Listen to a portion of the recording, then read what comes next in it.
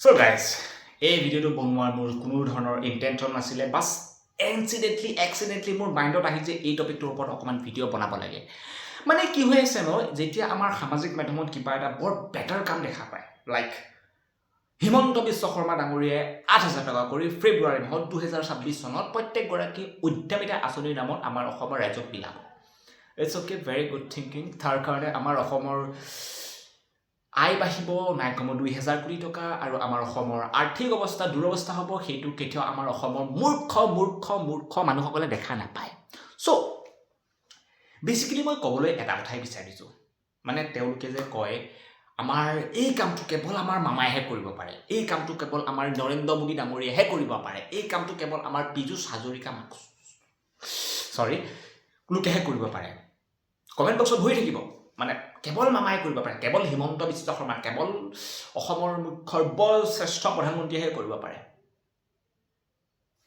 আপোনালোকৰ এইটো আছেনে মানে যোনসকলে কমেন্ট দিয়ে এইটো আছেনে আপোনালোকৰ একচুৱেলি আপোনালোকৰ এইটো আছে মানে যোনখন দেশত ৬০% ৭০% মানুহক যদি ফ্ৰী ৰাচন দি চলাবলগীয়া হৈ আছে সেইখন দেশৰ বা সেইখন ৰাজ্যৰ অৰ্থনৈতিক অৱস্থা কেনেকুৱা হ'ব পাৰে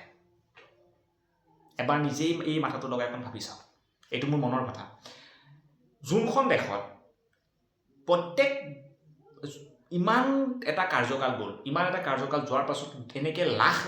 কোটি টকা ধাৰ ল'বলগীয়া হোৱা নাছিল কিন্তু এই হিমন্ত বিশ্ব শৰ্মা ডাঙৰীয়াৰ কালত ২ লাখ কোটি টকা ধাৰ হ'বলৈ গৈ আছে কিয় আমাৰ অসমৰ জিডিপি কিমান বৰ্তমান 3.1 লাখ ক্ৰ'ৰ সামথিং হৈছে তাৰে ২ লাখ ক্ৰ'ৰ টকাটো ধাৰতেই যাব অকমান বিবেকটো ব্যৱহাৰ কৰক অলপমান বিবেক বুদ্ধি নিজৰ বিচাৰ বিবেচনা ব্যৱহাৰ কৰক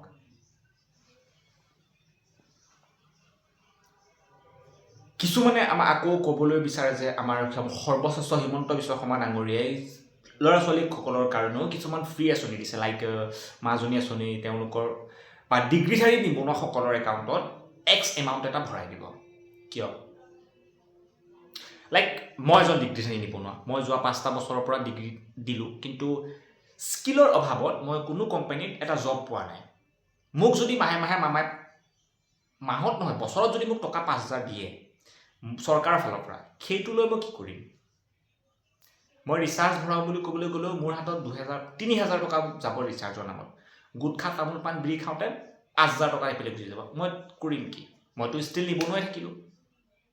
তাতকৈ যদি আৰু অলপমান টকা খৰচা কৰি পিনে মোক যদি এটা বেটাৰ স্কিল শিকায়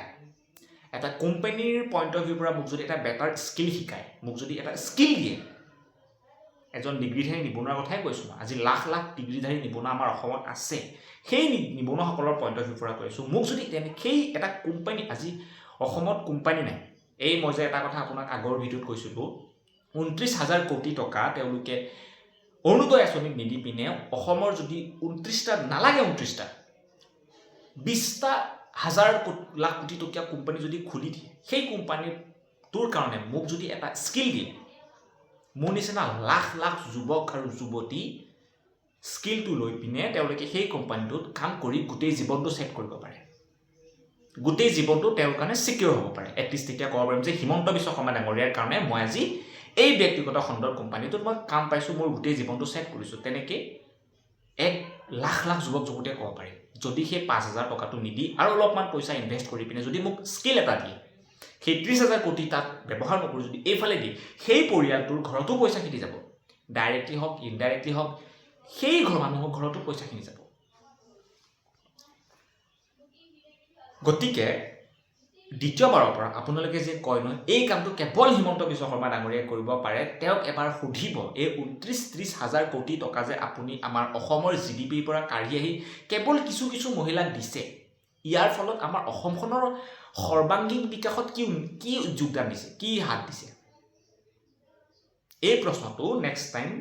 লওঁতে ৮,০০০ টকাটো লওঁতে সকলোৱে সুধিব বিশেষকৈ মই জেনজিসকলক কৈছোঁ এই প্ৰশ্নটো বিশেষকৈ সুধিব